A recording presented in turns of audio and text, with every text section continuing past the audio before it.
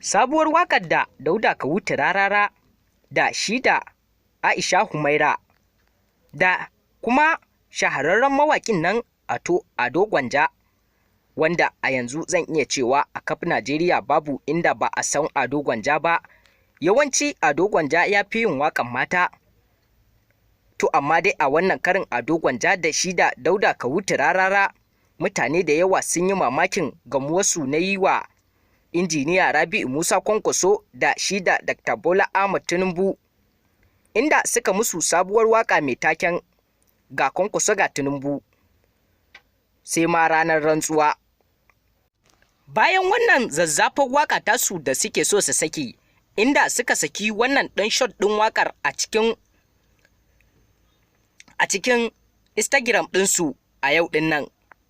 To amma dai mai saurare, ka biyo mu har ƙarshen wannan bidiyo, za mu sa ma wannan waƙa ‘yar takaitacciya ba wata mai yawa ba, inda za ku ji murya Ado Gwanja da shi da Aisha Humaira da kuma Dauda Kawutu Rarara. To amma dai mutane suna ta mamakin yadda Dauda Kawutu Rarara ya yi wa injiniya Rabi'u Musa Kwankwaso da shi da Dr. Bola Ahmed Tinubu wannan waƙa. To amma dai mai saurare, idan wannan ne zuwanka tashan nan na farko, muna roƙonka da ka daure ka danna mana subscribing, kana ka danna alamar ƙararrawar sanarwa, domin haka ne zai baka isa ga sababbin bidiyoyinmu da zarar mun ɗora a faɗin Najeriya da duniya ma baki ɗaya.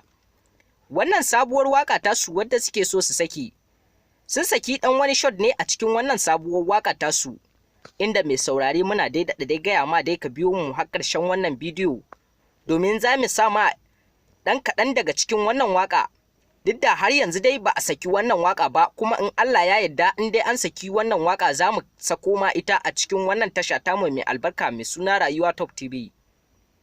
To amma dai duk da haka dai mutane suna ta mamakin yadda Dauda Kawutu Rarara ya iya daurewa har ya yi wa injiniya Rabi'u Musa Kwankwaso waƙa. Bayan haɗuwa da injiniya Rabi'u Musa Kwankwaso da Dr. Bola Ahmed Tinubu, inda suka ɗan tattauna a kan yaya za a ɓullo lamarin shawo kan Najeriya ta dawo hanya mafi daidai. To amma dai duk da dai haka dai injiniya Rabi'u Musa Kwankwaso yana da yaƙinin tabbas ɗin zai koma su jone tare da Dr. Bola Ahmed Tinubu domin a tallafa wa ƙasar Najeriya a ɗago ta gaba.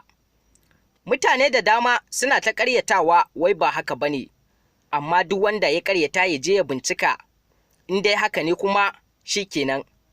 Amma dai ina so kafin ka ƙaryata abu ka je ka duba ka gani ya faru koko bai faru ba, koko yana shirin faruwa.